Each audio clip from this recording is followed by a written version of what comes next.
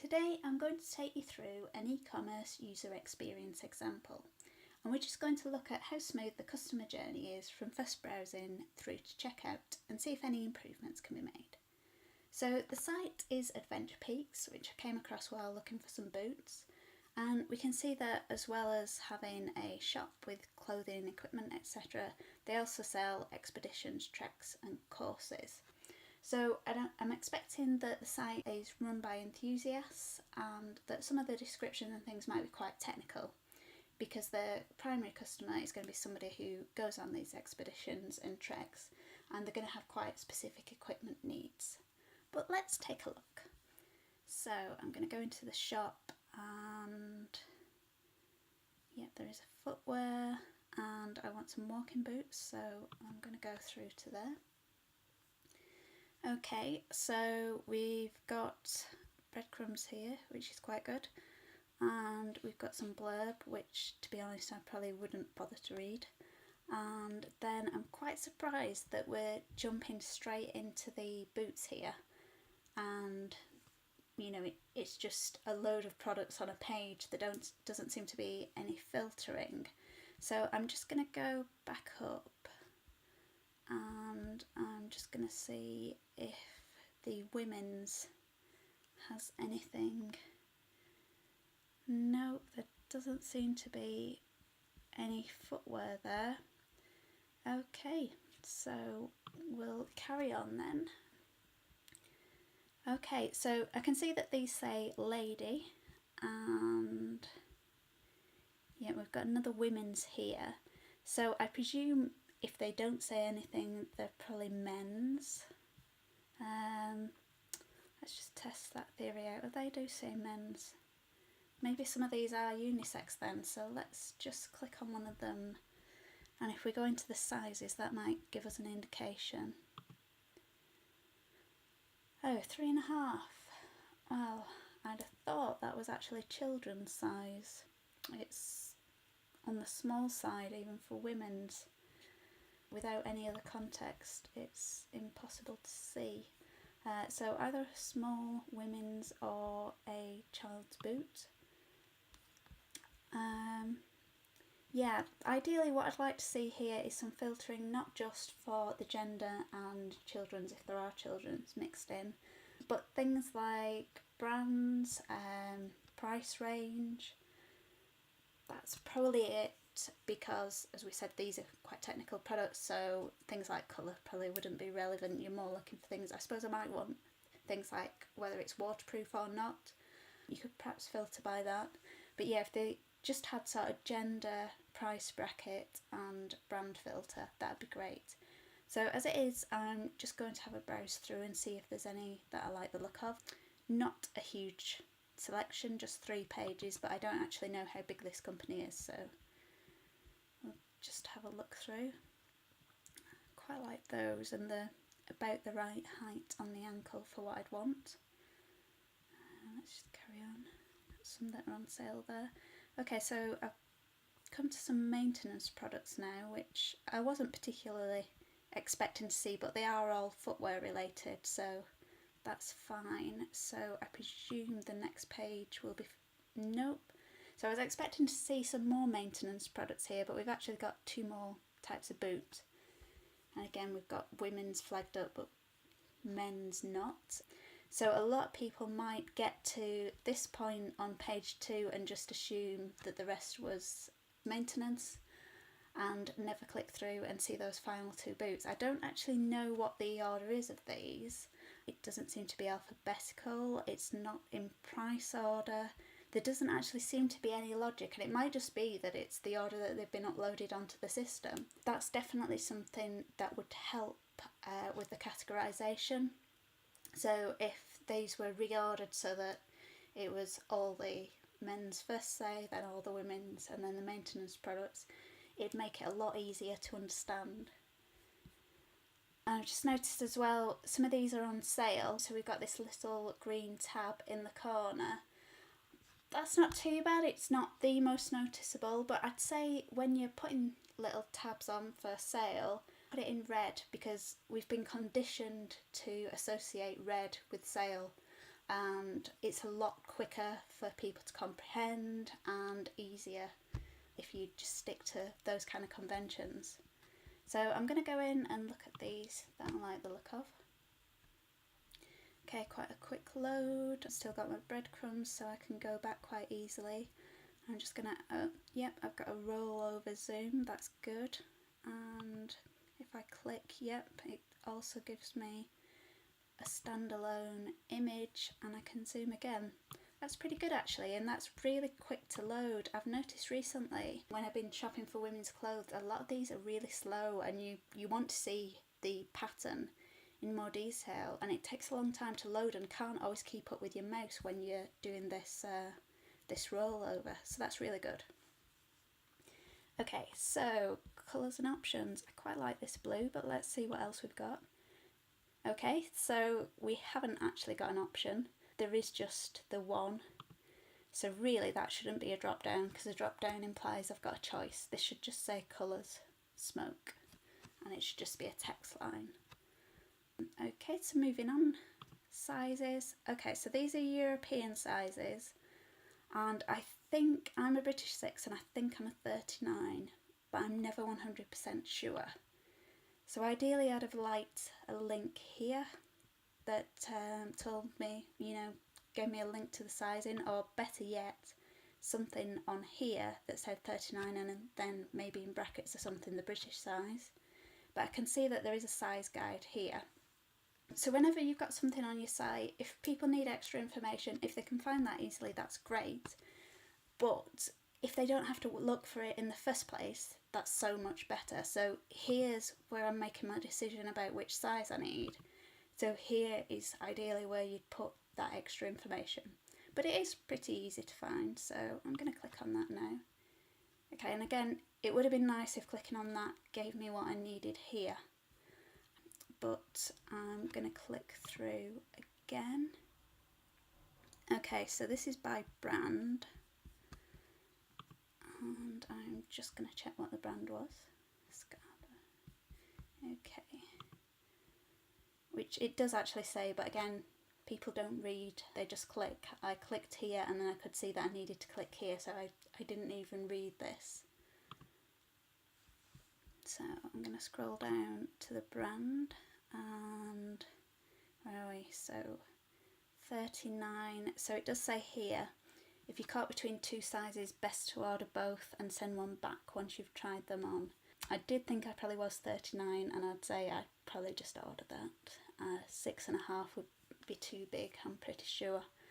I don't know how many people they get ordering two, but again, I'm looking at that and thinking, oh, it's just going to be hassle. So I would just order this, and at that point I might just think, I'm not sure if I want to bother. To be honest, it's a little bit of, it seems like it'd be a bit of extra hassle, but I can appreciate that they are being very precise with this. But I know that a lot of other footwear companies probably just give you the nearest British size and they're not as precise. And in this instance, I might have been happier with that. But I appreciate, again, if you are looking at these for something like an expedition, fit is probably essential, because you don't want to be, trekking halfway up a mountain with footwear that's not an exact fit. So it probably is very good that they've been this specific, even if it's not quite what I'd look for. So if we go back, and I'm going to choose the 39, only one left in stock, so it's good that they flag that up. And before I add it to the cart, I'm just going to look at some of the other information. So some intro blurb, yep, not too techy, just tells you what it's suited for, that's great. And then we've got some bullet point features, so yeah, that's a nice description. It's not too long, tells me what I need, flags up about the Gore-Tex waterproof in here and in the features. Yeah, pretty much tells me what I need to know. And again, things like weight, if you are going on an expedition, might be crucial. Not so much for me, just for some walking boots, but it's good to have it there. Let's have a look what the additional information is. Okay, so we've got the weight again. Again, we've got colour options. Oh, and it looks like I can actually sort by colour. I'm not sure that's particularly relevant for their audiences. Maybe it's a nice to have. I mean, I do choose walking boots by look, but I'm more about, do they do the job? I would think when you get to some of the more high spec items, you've got less choice as well. But I guess in some ways it doesn't do any harm. And we've got some size options here, which looks like, again, I can shop by size, which if I'd known about that, that might have been a way around the not having a filter for women's shoes. So I could have just gone to size 39 once I checked that was the right size, and seen all the boots that were available to me. So that is quite good, but again, there should be a link earlier on in the process to shop by size. And I'm just going to check. No, I didn't think so. So down here we've got 36, the list starts at, and goes through to 42. And we don't have a 36 here. So presumably the shoe is available in a 36, but it's out of stock. Now, if it's listed down here, then I'm kind of thinking, well, if I am a 36, what does that mean? Does it mean that I can order it and they'll get it in for me because they've listed it as being available? And if that's the case, it'd be nice if it was here, and they could go about it two ways. They could grey it out so that I know that that shoe is available in a 36 and I can't order it at present. Or what'd be really nice was if it was grey but I could still select it, and then once I selected it, I again got something to the side that gave me an option to be emailed when it came back in stock. Okay, and reviews, they haven't got any. Again, it'd be great if this value was 0, that tab didn't appear at all, and these tabs just resized to fit this width here, because just having it there doesn't give me any value because there are none. And if they're playing the card right, then whenever they send out a delivery confirmation, they'll put a link to review this product, which will go to this very page so that it makes it easy for people and they can begin to get those reviews. Let's have a look at this anyway. So fairly straightforward, rating, review, name and email, nice and short. They could make it even shorter by not insisting that you leave a text review and allowing people to just leave a rating, so it's very simple, very quick. Although it is always nice when you can, as a buyer, read some comments just to support that rating. Okay, so I'm happy, even though there are no reviews, that this is something I want to purchase, so I'm going to add to the cart. Taking a little bit longer to process this. Okay, there's a bit of a delay, but it's within a few seconds, which personally I have the patience for. Some people might not. Okay, so flagging up about e-vouchers or gift vouchers, that's good. Okay, and I'm just going to click on continue shopping because I want to check, yes, this was what I was looking for. So when I choose to continue shopping, it shows me that I've got something in my cart already, and that's quite nice that when I roll over it, I get a preview of the cart, and I've also got a link to it, although it doesn't give the size here. And also there's a price there that only shows on the rollover. So if the price is worth putting on, put it on so that it's visible on the when the mouse isn't over it as well. And it doesn't have the size. Now, if I was ordering 2, which is what they've suggested I should do, it'd be handy just to have in case I need to just double check which was the one I just added to the cart so I don't duplicate. But yeah, this is a good little function. So I'm going to go to view cart.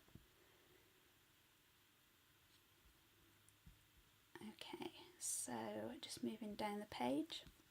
So I've got the cross to get rid of this if I want, and I can change the quantity. Oh no, it's not actually letting me add another one. Now, I presume that's because they've only got one in stock, and this actually checks the database for whether it's possible, which is pretty good. And yes, I can reduce it. However, there's no update cart button here, which I'd expect to see if I was changing the quantity. Oh, it is here. And again, it's quite a nice clear button. It's easy enough to find, but I had to look for it. If my action is taking place here, put the button here as well, so that I don't have to go and find it. You don't risk losing me at this point. Okay, and we've got a nice big box to apply a discount code, which is great. And if I was actually buying these, I would be looking for one now. And then we've got the total over here. So shipping and handling. I'm not sure what's going on with this orange pound sign, because these orange bits are links and the breadcrumbs. And in fact, I can view my product again, which is great. So if I had been shopping for some time and maybe just wanted to double check I was certain of something before I purchased, that's good that it links back to it. But there's no reason at all for this pound symbol to be orange, and it's a little bit distracting, so I just do that as black. So I'm going to select free standard delivery. Total includes VAT, yep, as I'd expect. Okay, proceed to checkout.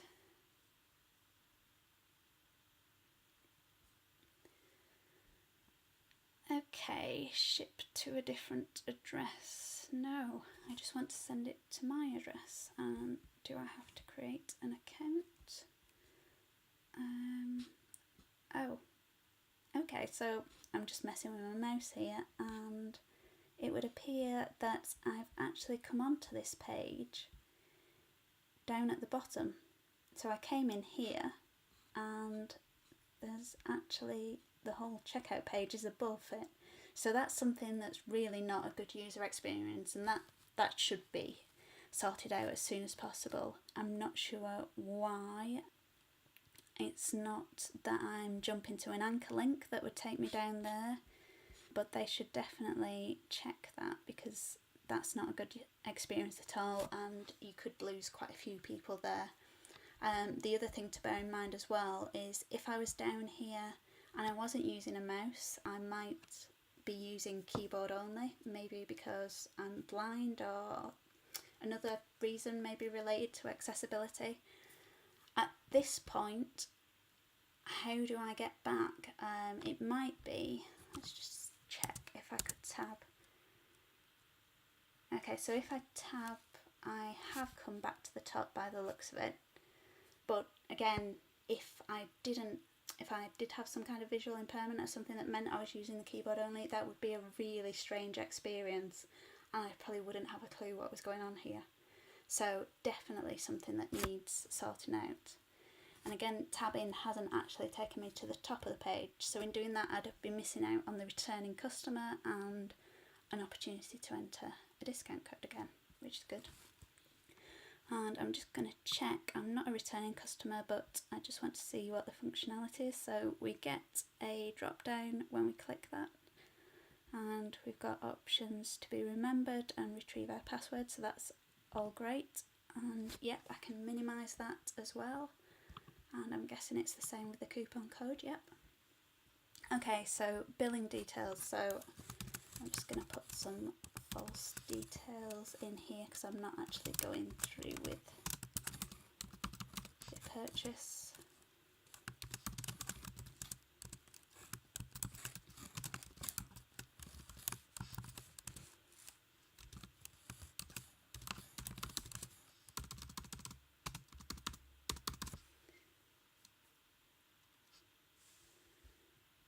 Okay. Oh, now additional passenger information presumably relates to the expeditions and treks and things, but ideally this wouldn't show to me because I've not got an expedition or trek in my basket. So ideally they've put some functionality on this that checked the basket, and if there is something relevant it shows, if there isn't it doesn't show. Because actually this subscribe to newsletter I might miss because I just look at this and assume it's part of that because it's quite close. So ideally that would have another header, something like keep in touch, and options to select that. And let's just check. Again, with GDPR changes, it'd be great if they said a bit more about what you're consenting to by subscribing. So what kind of news you might be receiving, perhaps how often, something that just tells me what I'm consenting to. And I don't want to create an account, I don't want to ship to a different address, I don't need any order notes. And again, this passenger info should be hidden when it's not relevant. So that's that side. So I've just got a breakdown of my order again, which is great. Again, throughout this site, anything orange has been a link, so I'm not sure why that's orange there. And I can change my delivery options if I choose. PayPal is the default option. It's quite interesting. Got World Pay options if I want to pay by card. And it kind of doesn't explicitly say, but it kind of hints that it's probably going to take me off to the World Pay site at that point, which is good.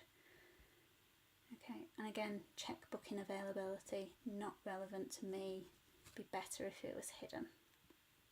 Okay, what are the terms and conditions? Oh, they open on the same page. That's interesting. And again, this bit isn't relevant to me, so ideally, when I clicked on that, it would just open this option straight away. Okay, now I would be very surprised if many people actually read this, because it's got the contact details and everything. Making a purchase, I really don't need that information now because I've already done that. Next steps, maybe.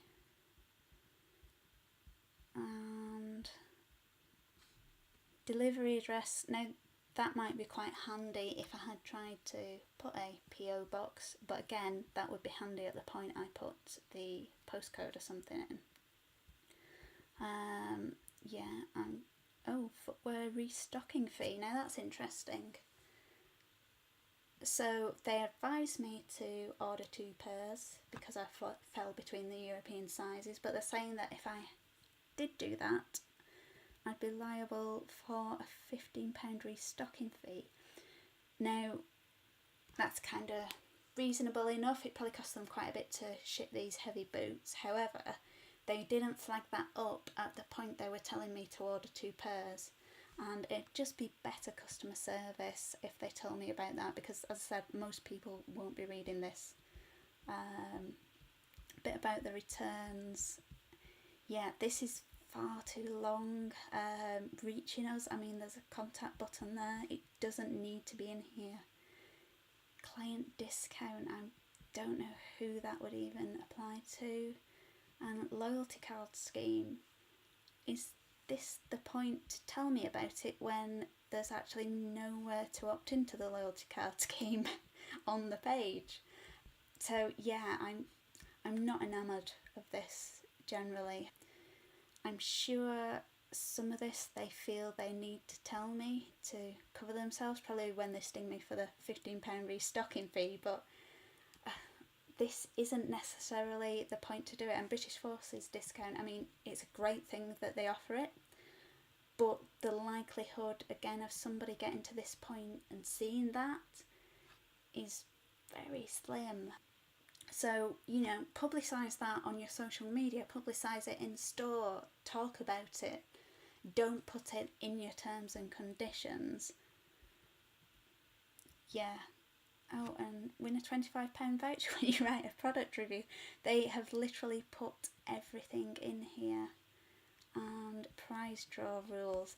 Yeah, this isn't great user experience. If they feel they need to have something like this, it should be as little as they need to tell me at this point. And as I said, most people will just, does that minimise? Yeah. We'll just click this without reading, kind of assume that we're protected these days for most online purchases, so most people will just click on that. And as I said, some of them will then be getting a nasty shock with the £15 restocking fee. Okay, so I think I've covered everything there. So again, it's flagging up. This is good that it's going to be with WorldPay, and I suspect this will now take me to the WorldPay site, which is taking a while. Okay, so I did briefly see something that said carry on through. Probably just a bit of a holding page in case this does take a while to load. Okay, so I'm not going to go through with that purchase, but that's it in its entirety. So things to flag up. The main one for me was that point where I went onto the checkout page and just suddenly jumped to the bottom. That really needs sorting out as a priority. I think next key thing would be to add some filters. It would have made my browsing much easier. I'd be much more likely to buy because I'm not having to spend lots of time, and there's not that uncertainty, which typically means people will just give up, they'll be put off by it. Putting the information at the point where the decisions are made is key. And then finally, just making that restocking fee much more transparent. Okay, so hopefully we've gone through some things there that make sense and might be relevant for your site. If you've got any questions about user experience, or you want to ask about the e-commerce customer journey, drop me a line in the comments. Thanks, bye.